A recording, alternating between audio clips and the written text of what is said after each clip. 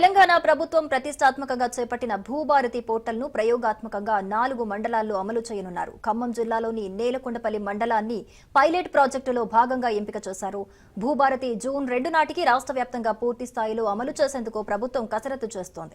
ప్రజల నుంచి అవసరమైన సూచనలు స్వీకరించి తగు మార్పులు చేయాలని ముఖ్యమంత్రి రేవంత్ రెడ్డి ఇప్పటికే అధికారులను ఆదేశించారు. భూభారతి విధి విధానాలు, సమస్య పరిష్కారాలు ఎలా జరుగుతున్నాయనే విషయంపై నేలకొండపల్లి తహసీల్దార్ వెంకటేశ్వర్లతో మా ప్రతినిధి ఉపేందర్ ఫేస్ టు ఫేస్.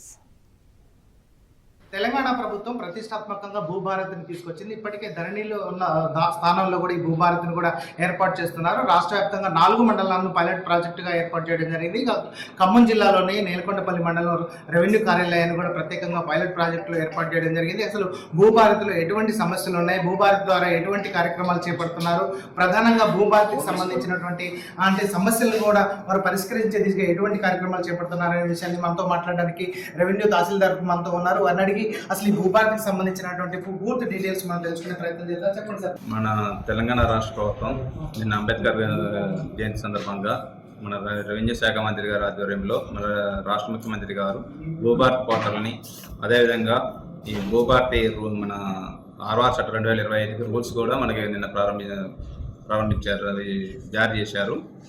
దీని ప్రకారంగా మనకి మెయిన్ ఏంటంటే, గతంలో ధరణిలో ఉన్నప్పుడు మనకి ఏమైనా ఇష్యూ అంటే మన వాస్తవంగా వచ్చే వాటిలో కానీ మనం నోటీస్ చేయడానికి అవకాశం లేకుండా ఉండేను. ఇప్పుడు దీంట్లో మనకి నోటీస్ ఇచ్చేసి విచారణ గావించి ఎలాంటి సమస్య తావేయకుండా మంచిగా ఆదేశాలు జారీ చేయడానికి గాను మంచి అవకాశం కల్పించారు ఈ చట్టం ద్వారా. ఇప్పుడు మనకి కొత్తగా అంటే గతంలో చూసుకుంటే 33 మోడల్స్ ఉండేవి, ప్రధానంగా ఇప్పుడు 6 మోడల్స్కే మార్పు చేయడం జరిగింది. ఇక ప్రధానంగా అప్పిలేట్ అధికారికి కూడా అవకాశం కూడా ఉండే అవకాశం ఉందంటున్నారు. అసలు దానికి సంబంధించిన వివరాలు ఏంటి? ఇప్పుడు మనకి భూభారతి పోర్టల్ ఇప్పుడు ఇది చట్ట ప్రకారం మనకి ఈ చట్టం ప్రకారం ఏమైనా ఈ ధరణి ఎంట్రీలలో అయినా మిస్టేక్ జరిగినా కానీ గతంలో ఆర్ఆర్ 2020 యాక్ట్ ప్రకారంగా సివిల్ కోర్టు మాత్రమే అప్రోచ్ కావచ్చు వచ్చేది. కానీ ఈ ఆర్ఆర్ చట్టం 2025 ప్రకారం మంచి దీంట్లో మనకి ఆర్డీఓ గారికి, కలెక్టర్ గారికి, ఆ పైన కమిషనర్ గారు కూడా, సిసిఎల్ఏ గారు కూడా మనకి దీనికి అప్పీల్ చేసుకోవడానికి అవకాశం ఇచ్చారు. దీనికి అంటే ప్రధానంగా చూసుకుంటే అంటే ప్రభుత్వ భూములకు సంబంధించి కొన్ని అన్యాక్రాంతమైన అటువంటి వాటిని కూడా ఇప్పుడు ఈ భూభారతి ద్వారా కూడా అంటే అంటే అంటే అంటే రైజ్ చేయడానికి అవకాశం ఉందని చెప్తున్నారు. ఇక్కడనే సమస్యను రైజ్ చేసి ఇక్కడే పరిష్కారం అయ్యే దిశగా కూడా అటువంటి వాటిని కూడా మాడ్యూల్ చేస్తామని చెప్పేసి మాడ్యూల్లో కూడా ఏర్పాటు చేస్తామని చెప్తున్నారు. అది నిజమేనా?